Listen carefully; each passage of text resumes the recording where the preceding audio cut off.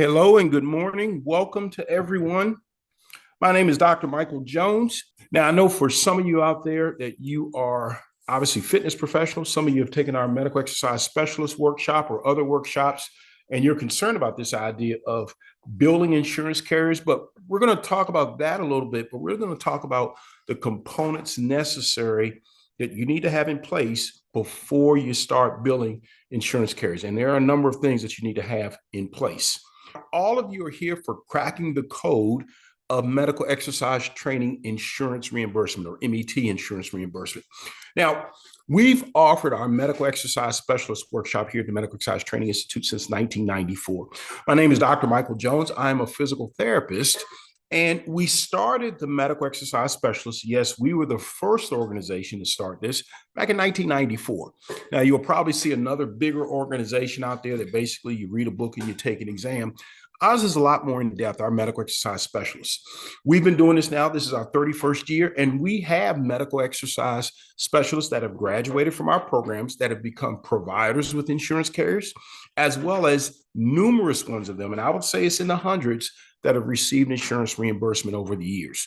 So we're going to talk to you a little bit about the cracking the code of MET reimbursement, but what we're really going to talk about are all the components you need to have in place in your practice to be ready to deal with, submit insurance claims, as well as dealing with the medical professionals. Folks, it's not as easy just simply getting a code and putting some numbers in on a form and sending it off. There's a lot more to it than that. And think about this. If it was that easy, every physical therapist, physician, chiropractor, personal trainer, massage therapist, nurse would be a billionaire. It doesn't work that way. So let's get started. All righty. Now, these are the primary CPT codes that we use in medical exercise training for billing purposes. Now, notice what they are. 97110.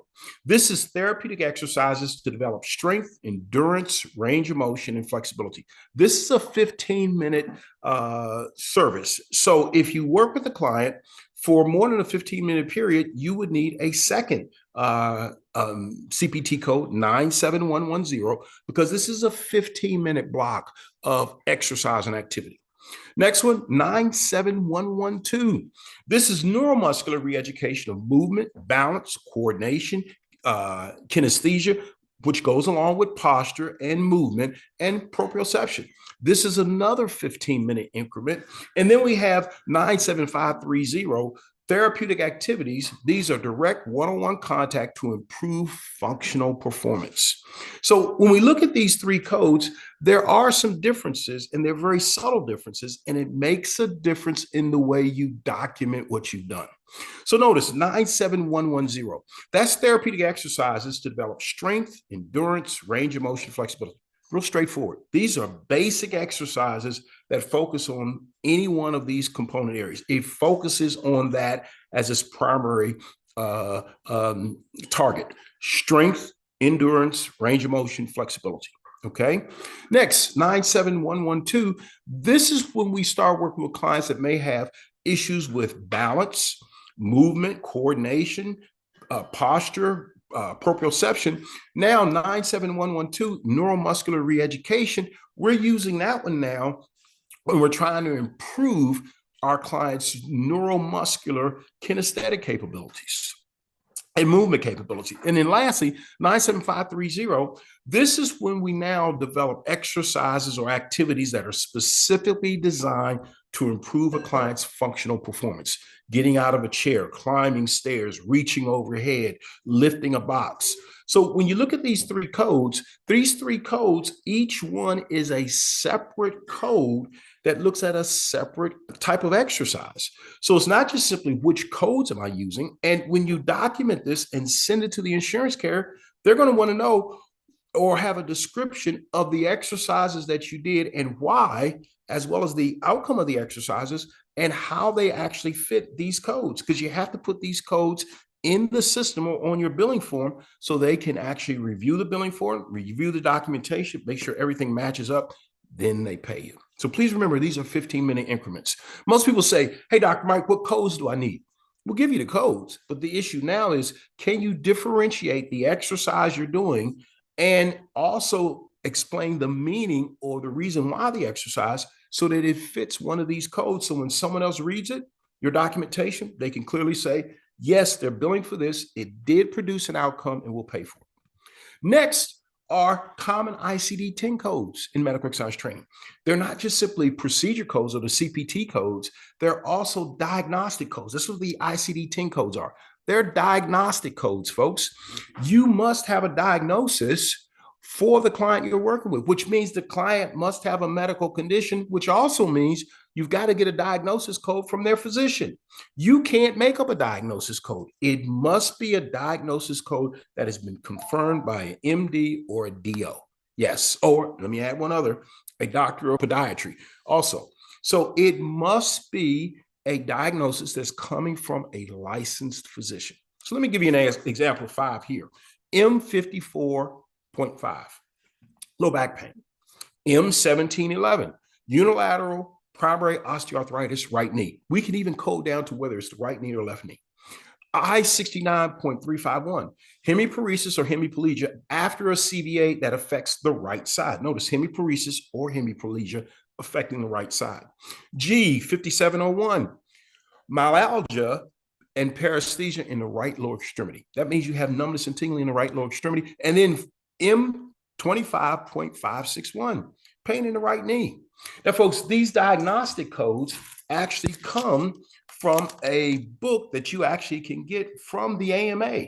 Notice how thick this book is. Folks, I actually went through a coding and billing course a couple of years ago, and you'll be surprised how many codes there are for diagnoses. There is a diagnostic code for every medical condition known to mankind, and you have to provide this with your documentation and your bill when you submit it to the insurance carrier. Now, let me go back for a second. These CPT codes are actually specific, and you can actually, there's a book for these codes. So they're current procedural codes, and these codes, so everything that you're doing with regard to a diagnosis, there's a CPT code for it. These are procedural codes. These simply just say, this is the procedure that was done. Now, let me mention one thing. These codes are actually a product of the American Medical Association. Years ago, they went about determining all the procedures that were done by medical professionals in a healthcare setting. They also came up with procedures for nursing. They came up with procedures for physical therapy, including occupational therapy, speech therapy, nutrition or clinical nutrition. So everything that can be done in a clinical setting has a code for it. So instead of writing out a description for it, you just simply use the code. Now, they were actually produced by the AMA, and they're simply used as a means of translating into a simple language the services you provide. So please, if you would, make sure you understand these codes are simply the translation of this is what I did. Now you have to provide more information to justify using these codes. Folks, I get at least 2 or 3 people every week that call and say, hey, Dr. Mike, what codes do I need? Just give me the codes and I'll build the insurance carrier. Folks, if it was that easy, everybody in physical therapy, everybody in chiropractic care, everybody in medicine would be a billionaire.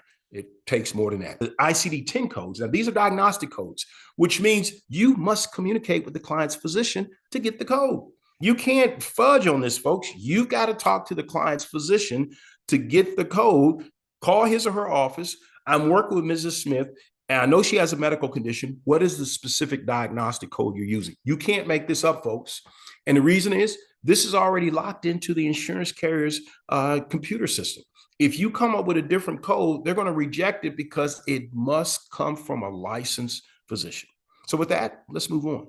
Take a look at this. This is a CMS 1500 form. This is the billing form. Now, I know it's kind of hard to see, and you'll get a copy of the recording of this. You'll notice down here, this is for a client, Janice Jacobs. Okay, this is a client we made up in the system. She's born September 12th, 1943. And you'll notice here, the date of the service is February 5th of 2025. Notice the code we use here, 97530. We're billing at $78 for 4 units of 97530. So let's go back for a second. 97530 are therapeutic activities, one-on-one direct contact with the client to improve functional performance. Now, if we go here, we'll take a look at a couple of things. We've included her information or contact information here on the form. And with that contact information, it has to match what's coming from the insurance carrier. This becomes vitally important. Now, we haven't filled out the complete form here because this is a form that we use in our medical exercise revenue services program to give our medical exercise professionals a chance to actually practice with this stuff. But one of the things you have to understand is you're not just simply going to send a letter or an invoice to an insurance carrier. You're going to send a health insurance claim form. The one that's universally used is the CMS 1500, which is what we're showing you here. Now, I said earlier, just using the codes, it requires more than that. Folks, the insurance carrier at some point, when you bill them, they're going to say, prove it to me. Please, if you would note this, insurance carriers aren't going to pay you just for the heck of it. They want proof of what you did and proof that what you did was appropriate for the client. So you'll notice here, we have an assessment summary. This is a summary of the assessment of our client, Mrs. Jacobs. Notice it's a one-page document. It is not a SOAP note. And here's what we find with SOAP notes, folks. You may say, oh, yeah, I'm using SOAP notes. You know what we find for the most part? SOAP notes, insurance carriers don't like. I worked as a claims reviewer for an insurance carrier about 15 years ago. And what insurance carriers do, they bring in medical professionals. I'm a physical therapist. They bring us in sometimes to review other physical therapist claims or physician claims, or they'll bring in physicians or nurses to do the same. My job was to look at other physical therapist claims, but also it was to look at claims that came in from health clubs. When a health club just simply sent us a bill and did not have any supporting documentation, folks, 9 times out of 10, we rejected it. And if it was a SOAP note, which was not very clear and was very vague, we rejected the claim right out. So please, if you would, here at the Medical Exercise Training Institute, we encourage our medical exercise specialists and post-rehab conditioning specialists to use forms that are easy to follow and depict exactly what you've done. Look at this form. It's telling the claims adjuster exactly what went on. It's telling them what they found with the clinical assessment. It's telling them specifically what was done as far as the exercise. Notice we even have short-term and long-term goals here. And we didn't fill this form out completely because we wanted to leave some areas where you have to kind of think about this. But everything that we did with this client is noted here. You must have a detailed information format that you provide to the insurance carrier along with your bill. Folks, they want to know what you did. So think about this. Tomorrow morning, every one of you is going to get a $75 bill from the Medical Exercise Training Institute. You know what you're going to do? You're going to pick up the phone or email and say, Dr. Mike, what's this for? Guess what the insurance carrier says? They don't know who you are. You send them a bill. They want to know who you are and what you did. Prove it to me, and we'll pay for it. So documentation is important. This is a copy of Mrs. Jacobs' assessment summary, and Mrs. Jacobs is a fictitious client. That's why we're using her name. We also did a balance and gait assessment. Notice here with the balance and gait assessment, we're showing everything that we did with this client with regard to assessing her gait. So we actually have a means of telling the insurance carrier, yes, she does have a gait problem. Okay. And specifically is this. Now, let me make sure you understand. If you're not well versed in areas such as how do you define the gait cycle, how do you look at range of motion, how do you report strength, how do you report functional deficits that translate into the insurance carrier's language and the medical community language, you'll never get reimbursement. It becomes vitally important that you understand medical terminology and how to document what you're doing. So with that, you need a number of systems in place in your practice before you start billing insurance carriers. So if you would, this is a session log for Mrs. Jacobs. The session logs are very simple. This would take the place of a SOAP note. And folks, they're so easy. And remember, the person sitting at the insurance carrier that's reading this sometimes is not a licensed medical provider. 99% of the time, they're not. They're an individual and may have at least a 2-year associate's degree. They may not have any background in healthcare, and they've been trained on the job to review healthcare claims. They've never worked in a healthcare facility before. So it's up to you to make sure that your documentation is clear, concise, and to the point, and it's easily understood. So this is what we did with the session log. We have these set up in our EHR system for our MESs to use. Now, all of this information that we're going to talk about today comes from our Advanced Medical Exercise Specialist Manual. You can get a copy over at amesmanual.com. And folks, this manual is 1,228 pages. Everything I'm going to talk about today, from protocols to forms to how you fill out the forms, we cover in this AMES manual. If I were you, I'd make sure I get a copy of that and get the digital copy so you can carry it around on your phone, your iPad. So wherever you see clients, you can take it with you and use. Now, the meat of our program is this: the 12 core elements of medical exercise training, insurance, reimbursement, readiness. You've got to get ready for this. Folks, this isn't an easy thing. Now, many of you know I'm a physical therapist. This is actually my 45th year as a physical therapist. I'm a graduate of Howard University. For 15 years, I owned a private practice. I owned a number of private clinics. And when I started out, folks, as a physical therapist, it was just me, and I was seeing patients in a one-room clinic in a health club, and it was great. But after about a month or so, as I was trying to now bill and document and do all the things, I realized, whoa, this is a steep learning curve. And it's going to be a steep learning curve for you. So it's not just simply about you did the exercise, now you're going to bill for it. Folks, you have to have systems in place to document, systems in place to bill, systems in place to assess, systems in place to make sure the documentation is done correctly. So we're going to talk about the 12 core elements of this. Number one, make sure as a medical exercise professional, you stay within your scope of practice and that you're compliant ethically with everything you should do. Folks, you can't bill for hot packs and ice packs and ultrasound and electric stim. You only can bill for exercise and the assessment that goes along with it.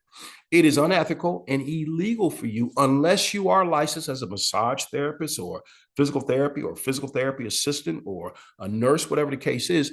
It is unlawful for you to provide services that you then bill for that are outside of your scope of practice. One of the key things I think that we are starting to see is so many fitness professionals are migrating into the medical fitness and medical exercise realm without getting properly certified, or even if they're properly certified, they don't understand the scope of practice of what they're doing, which means what you can and cannot do and what your role is. Ethics is going to become a bigger issue, I guarantee you, over the next few years. Next, you need to have a structured client intake system. That means when the client calls, you have a script that you'll take the client through, getting an idea of what their condition is, who their doctor, therapist, or chiropractor is, what they're seeking from you, and making sure they are appropriate for a medical exercise training program.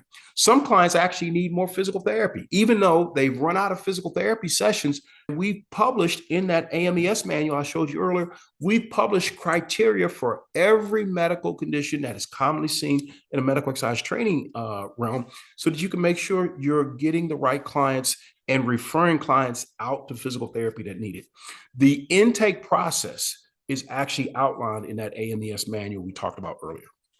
Next, you need to have a standardized assessment and documentation process. So when your client comes in with a hip disorder or a knee disorder, you need to make sure that you're appropriately assessing a client, and please, if you would write this down, for functional outcome capabilities or measures.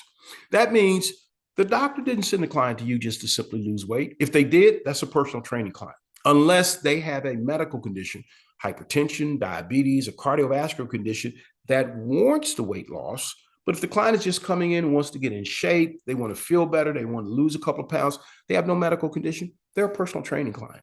The medically based client, you need to actually have a referral for. If you're ever going to deal with the insurance carrier, you need to have a system of getting that referral from the physician, the written referral, as well as a standardized assessment and documentation process. You need to be able to assess everything from the shoulder to the elbow to the cervical spine, the lumbar spine, the hip, the knee, the ankle, foot, with an assessment process that the doctor, therapist, chiropractor, as well as the insurance carrier all understand. I've seen a lot of fitness professionals that have made up their own assessment. Great, but nobody else understands it. Nobody else is going to pay you, because you're getting paid not for the exercise. You're getting paid for the assessment and the exercise outcomes. You need to have a way of measuring that, which is where documentation comes in. Folks, you have to be able to document, and you can't do sloppy documentation. Folks, when I opened my clinic the first year, my secretary would literally lock me in my office on Friday evenings, not let me out until I finished all my documentation, because we couldn't get paid until I sent the documentation along with the bill. So you must have a system for documentation. You must be able to document the assessment. You must be able to document a reassessment. You must be able to document the sessions as well as a progress report that goes to the physician and to the insurance carrier showing the client is making progress.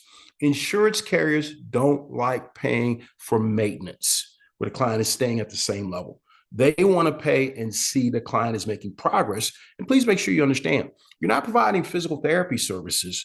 You're providing exercise to the client after physical therapy is done. Now, I'll get a lot of our MESs that say, well, I do more than the therapist does. No, you don't. No, you don't.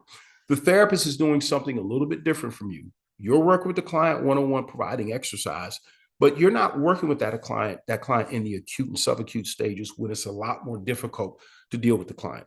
You are an augmentation and you offer an additional service. Instead of criticizing the doctor, therapist, or chiropractor, let's work together to get the outcome we want. So make sure you have a standardized assessment, standardized documentation process. Next, you need to have individual plans of exercise. Now, folks, in the healthcare community, when we see a patient and we then bill the insurance carrier wants to see our plan of care.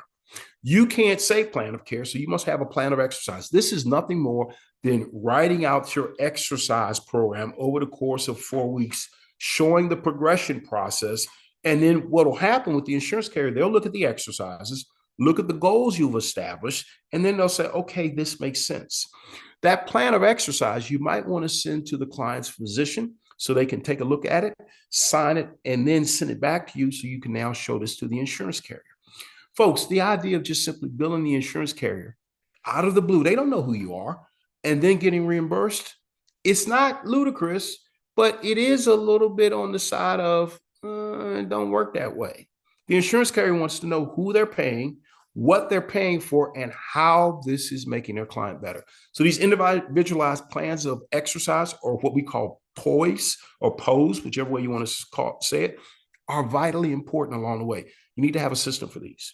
Next, you need to make sure you have session documentation and record keeping. Now, make sure with the record keeping, you're using appropriate guidelines to protect the client's privacy. So you need to be able to document every session you do with the client, not just simply the exercises, but how the client was doing when they came in, what happened during the session, and then how they're doing as they leave. And then on top of that, what are you planning to do next session? The insurance carrier, as well as the doctor, the therapist, and the chiropractor, we all, especially the medical community, we are held to these standards with our patients. When we refer them on to you, we expect you to communicate with us and let us know what's going on with documentation of each session, and then being able to recall these records. I'll give you an example. One of our MESs in Asheville, North Carolina, became a provider with an insurance carrier. We helped her go through the providership process and the application. She became a provider. And I told her, you need to make sure you document everything you do with these clients that are coming in that you're getting insurance reimbursement for. Well, she kind of did it halfway. Sometimes she didn't do it. And eventually the insurance carrier requested an audit of about 12 clients she had seen and been reimbursed for. They wanted to see all the session logs, the assessments, because the insurance carrier says, hey, if we're going to pay you, we have the right to know what you did. And they audited her 6 months after she had seen some clients. It was too late then to write the documentation. She now had to figure it out or make something up. And if the notes were backdated, guess what the insurance carrier said? Oh, we're not taking those. So have a system of documentation for the sessions. Make sure you document within at the maximum 72 hours of seeing a client, but also make sure you keep accurate records, whether they're digital or paper records. Make sure you keep those records, not of just seeing the client, but of what occurred during the session. Next, functional outcome measures. Now, folks, we introduced this concept, not functional outcome measure, but we introduced the functional outcome measures concept to the fitness industry about 10, 12 years ago. And it was interesting. In the fitness industry, you look at strength, you look at flexibility, and in many instances, it's just arbitrary. The client feels better, they have more strength, they have more energy. Folks, you got to prove it. And to the medical community, we've had to prove this for years. Is there improvement in muscle strength, in range of motion, in bone density, in A1C levels if they're diabetic? Is there improvement in blood pressure? Functional outcome measures are universally accepted measures that allow you now to communicate with a doctor, therapist, chiropractor, another fitness professional, as well as the insurance carriers. And these are all recognized as measures that we use to determine if the client is getting better or getting worse, whether the client is in a PT clinic, a hospital setting, a fitness setting, or even at home, these functional outcome measures become important. You must incorporate these into your practice. And in some instances, the functional outcome measures you can't order, the doctor, therapist, or chiropractor orders, which now means you must communicate with them to get that information, which means you got to get your client to sign a release of information form so you can communicate with the doctor. Because remember, the doctor, therapist, or chiropractor, the information they have in the client's file doesn't belong to them or me, the therapist. It's actually owned by the patient or the client, and I can't give out that information without written notice from them. So functional outcome measures, you have to have a means of assessing and recording those. Next, progress reporting and referral communication. Now, we've kind of talked about that earlier to some degree with regard to the documentation, with session documentation, but you have to have a means of being able to report progress. You have to have a means of reporting progress to the client's physician, their physical therapist. And if you're going to work with a client for a period of time, you have to be able to report that progress to the insurance carrier. Folks, they're not going to pay for the same exercise program for 8 months. This is not personal training. And please, if you would write this down, medical exercise training is finite. It's based on a specified period of time. At the end of that period of time, we reassess the client. If they're making progress, you'll get more time to work with the client. But once the client plateaus, medical exercise training should end. And then the client is put into personal training so that we can maintain their level of function. They're two distinct and different things, especially if you're dealing with the insurance carrier. Now, you may say, well, Dr. Mike, if I work with a medically based client, I'm still using some information I got from the medical exercise specialist workshop. Yes, that's true. But does the client need that level of understanding and knowledge to maintain them at their current level of function? And folks, even in the medical community, in physical therapy, chiropractic care, or even in orthopedic or neurologist office, once the patient gets to a certain point, we can't keep billing for that service. We now have to step back and say, okay, we've gotten you to your optimal level of function. We're going to give you home activities. This is where now the client can go in and get personal training, which you're not billing for, the client is paying for out of pocket. Also, with regard to the referral communication, folks, if a doctor, therapist, or chiropractor refers a client to you, even if it's just verbally, it is imperative that you communicate with that doctor, therapist, or chiropractor and say, if nothing else, thank you, but also on an ongoing basis, provide progress reports so that the medical provider knows what's going on. Let me give you an example. A couple of years ago, I tore my rotator cuff. I decided I was going to be the moving man. We moved into a new home. I was going to be the moving man, and I tore my rotator cuff. Well, about 11 o'clock one evening, I'm waiting to get an MRI. The doctor orders an MRI, and the MRI facility calls and says they've got an opening at 11 p.m. Hey, I'm watching the ball game. I throw on some clothes, run over so that I can get there and I can now get this MRI done. Well, they did the MRI about 11 o'clock on I think it was a Tuesday evening. I was due to go back to see the doctor on Friday. Great. Get to the doctor's office. There's no MRI report. So now I've taken time out. The doctor's taken time out or has a block on his schedule. Nothing. So think about this.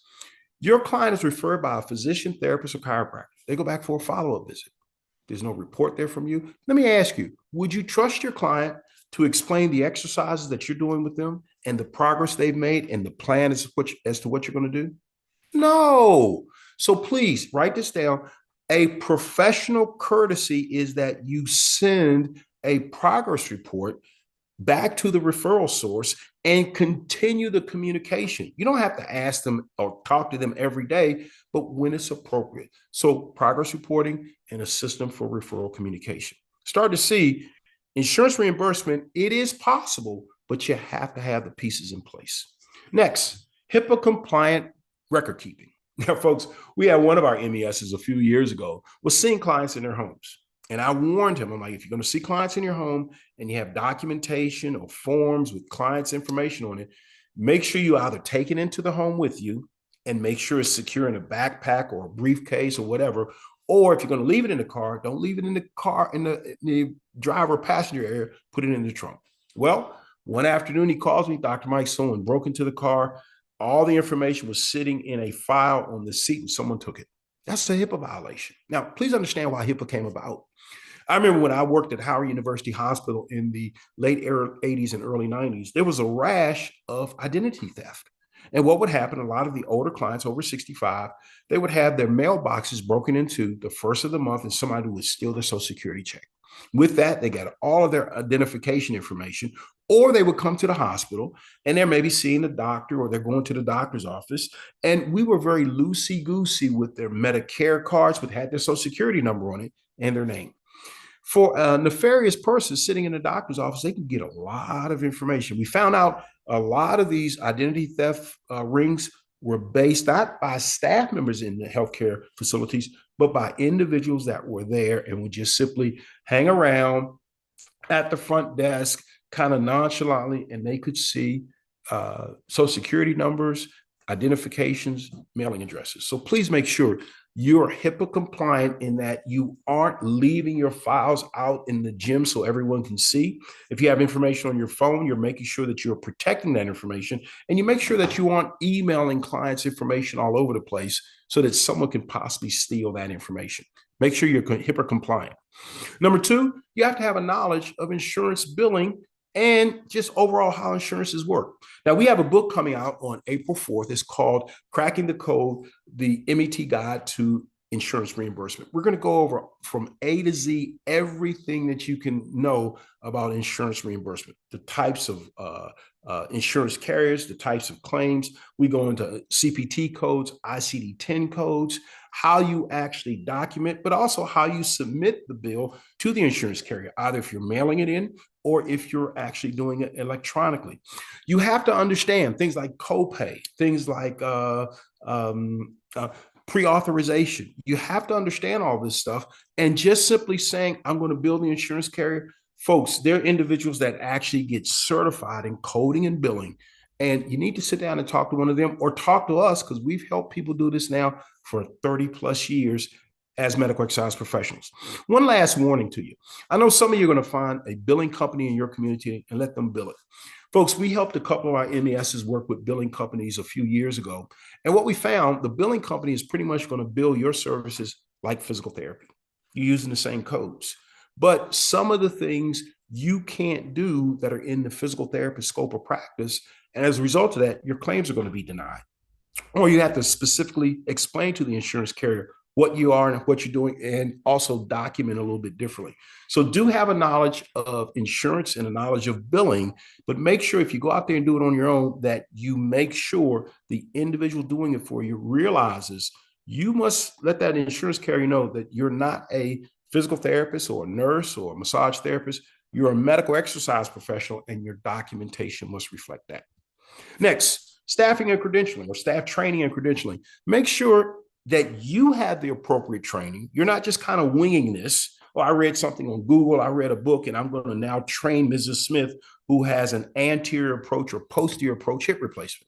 Now, if you don't know what an anterior approach or posterior approach hip replacement is, get educated. Take our medical exercise specialist training series, our post-rehab conditioning specialist training series, because one of the most common conditions you're going to see in medical exercise training is a hip replacement, whether it's done anteriorly or posteriorly.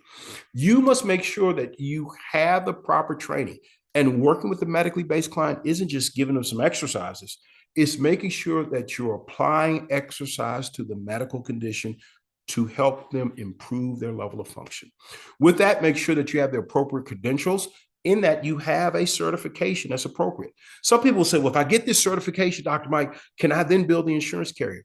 Folks, insurance carriers don't do things like that. They don't just simply say, you have this certification, you can bill us. No, it doesn't. Doesn't work that way. You can have director of neurosurgery at a 800-bed teaching hospital, and he or she's bills can be submitted to the insurance carrier and they can be denied. It's not based on your credential. It's based on the client or the patient for the medical provider. It's based on the services you provide and the descriptions and documentation you provide to the carrier, so they better understand the services that are rendered. They're just simply asking, what did you do? Why did you do it? Is this helping our client? And we'll pay for it. Now, real quickly, insurance carriers are in the business of managing risk and returning an injured party to their position they had prior to the injury.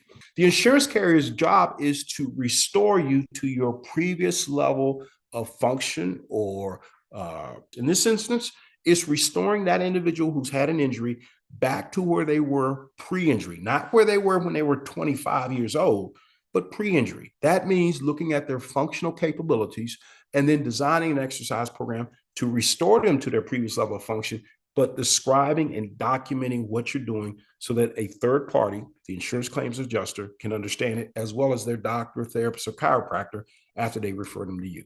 So make sure you have the proper training and the proper credentialing. Also, have an understanding of business and financial systems. Folks, when you start building an insurance carrier, you have to make sure you understand you may not get that check right away. It may take a few weeks, but you also understand that the client is responsible for what's called the copay. And with that copay, or they may have a deductible that they have to meet. And usually, this is now March. Most people by the end of March or April have met their deductible for the year. So you have to understand how all of this works. You also have to understand how that and why, and that you must collect the copay for the client. And then there is going to be a period of time where you wait. In the medical community, we call this the float. Now, I can remember the first insurance check I received when I opened my private office. I got down to basically having no money because I had started out without putting the proper systems in place. I had tens of thousands of dollars in outstanding insurance claims because I didn't file the reports, the documentation I didn't do. Well, finally, that first check came in. It was for $472 and I think 36 cents. That's how broke I was. And that was some 25 years ago. Well, I had to make the determination because I had to pay my assistant. I had to pay my own bills. I paid my assistant, and folks, 2 days later, $4,000 or $5,000 of payments came in. The reason, once we got the billing system working, that system started working, and those claims that we filed started coming in the door. That's what we call the float. Please understand, as a medical exercise professional, collect the copays, collect the deductibles from the clients, but also with that, make sure you have a system so that you can keep track of what you're billing. When it comes in, you can note that. And once you get a system in order, and the system is now documenting, you're seeing the clients, you're documenting, you're sending out the bills in an appropriate manner, you may find this actually works because most fitness professionals are concerned that they're going to have no money while they're waiting for the insurance carrier. No, if you're doing this with and I would recommend no more than 25 to 30% of your clients are insurance based. But if you're doing this and you're doing it the right way and you're collecting the copays and the deductibles, you may find that it actually works out once you've started in the insurance reimbursement process. You may find after 2 or 3 months, you're getting payments on an ongoing regular basis. Now, one thing to remember with those payments, make sure that you document that you've gotten paid. You apply it in the client's account so that you understand how much they may owe. And please remember, ultimately, it's the client that has the responsibility for paying any leftover fees. Oh, one other thing. Medicaid and Medicare, for the most part, 99% of the time are not going to reimburse you for your services. Medicare is pretty strict about you being a licensed medical provider. Same thing with Medicaid. Now, some of you I know are massage therapists, your physical therapy assistants. Some of you may be physical therapists or RNs. In that situation, it's a little bit different situation. And referral network development. Folks, you got to develop a referral network. I talk to medical exercise specialists, post-rehab conditioning specialists, or fitness professionals from all over the world.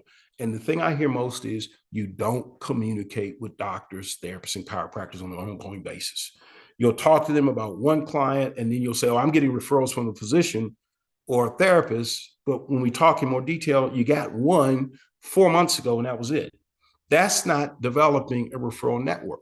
This requires ongoing communication in the form of sending reports on the client's progress, which means you may have to turn off Netflix one night and sit down and do the documentation and send the reports. But you know what you're going to find? Once you do, that physician, that therapist, that chiropractor is going to remember your name, because that's how we got started. I got started with medical exercise training. We had a client that we sent out for personal training back in the early 90s. She was mangled by a trainer. I mean, mangled. At that point, myself and the orthopedic surgeon were like, never a personal trainer. This is in the early 1990s. Well, then we had another client a few months later who was working with a trainer that did a great job.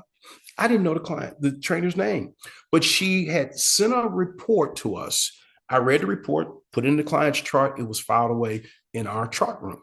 Well, when we had another patient that came in that needed a trainer after she was done to lose some weight after her surgical procedure, I didn't remember this trainer's name, but I remembered she had sent us a documentation letter, which in my mind meant she had a high level of professionalism. I asked my assistant to find that chart, remember the patient, find the chart, and I didn't even know this trainer's name. We started referring all of our clients to her because she demonstrated a higher level of professionalism. To say this, for doctors, therapists, and chiropractors, they don't know the difference between one certification and another. Don't try to market your certifications. Market your ability to produce outcomes, to communicate, and to work with the clients to produce safe and effective exercise programs. Because physicians have no idea between METI, ACE, NASM. They have no idea. And here's a question for you. How many of you have seen an orthopedic surgeon in your lifetime? Anytime, or maybe your kids or your spouse. Who board certifies orthopedic surgeons? You don't know, do you? The only thing you care about is if he or she gets you back on the court, takes care of that ankle sprain or that shoulder issue. Same thing is true with the medical community. They have no idea who you are. The only thing they're looking for is if you can produce outcomes. And with that, that's it, folks. Those are the 12 key areas. Now, with that, we understand that it is difficult to get all of this stuff together. So through our MedX Pro Business Mastery coaching, we do coaching for medical exercise professionals in building their practice. We have a special offer. We are doing a reimbursement jumpstart professional program. You get 3 one-on-one coaching sessions. They're 90 minutes to help you put all this stuff in place. Everything that is in this book, we will help you put in place. Everything that's in there. We will educate you on CPT codes, documentation, communication. In those coaching sessions, you'll get a hard copy of our AMES manual. You get a copy of the Cracking the Code manual when it comes available in April. You'll get access to a Jumpstart program. It's a 6-session program that goes in depth into how to build your medical exercise training practice. You'll need forms like the forms we showed you earlier with Mrs. Jacobs. You'll get personalized forms that have your name and contact information. They're fillable forms, so all you got to do is open them up on your computer, type in the information, and it's just either print it or save it. We also have contact templates for dealing with doctors, therapists, and chiropractors, MDs, RPTs, and DCs, because I know some of you are a little bit skeptical about dealing with doctors and therapists and chiropractors. And what do you say? We have templates. All you got to do is open up the template in Microsoft Word, type in the doctor's name, your name. It's a letter that goes on to the physician. And you get access to our medical exercise specialist network for 3 months. Now, the package is about $1,100. We're discounting it now to $600. We can even do a situation where you can make payments. And if you don't have the budget for that, try this one. This is a basic level program. This one is one 90-minute coaching session. You'll get a digital copy of the manual. And quite honestly, folks, I wrote the manual. I prefer the digital copy because there are a number of media components that go along with it. You'll get our Cracking the Code manual when it comes out. That's a manual that walks you step by step through the insurance reimbursement process for medical exercise professionals. You'll get access to our Jumpstart training, that same 6-session program that goes into depth and helps you build and set up your practice. You also will get our essentials form kit. So instead of getting all 22 forms, you'll get the 10 essential forms, all customized with your contact information. You'll still get those templates. You'll get access to our MES network for 3 months. And this price is now $300. And we also give you opportunity to make payments on that. So if you go over to medxprobusiness.com, you can sign up for the coaching. Or if you want to get a copy of the AMES manual, which I highly recommend you get, go to amesmanual.com. You can order the print copy or the digital copy. Folks, I have to be honest with you. I wrote the manual. The digital copy is the one you want to get because it gives you a lot more components. There's a video aspect that goes along with it. If you click a link in the book, it'll take you to a video to show you how to do an assessment for strength, flexibility, some special testing procedures. And if you also get the forms kit, guess what? You can now use the forms kit in conjunction with the AMES manual.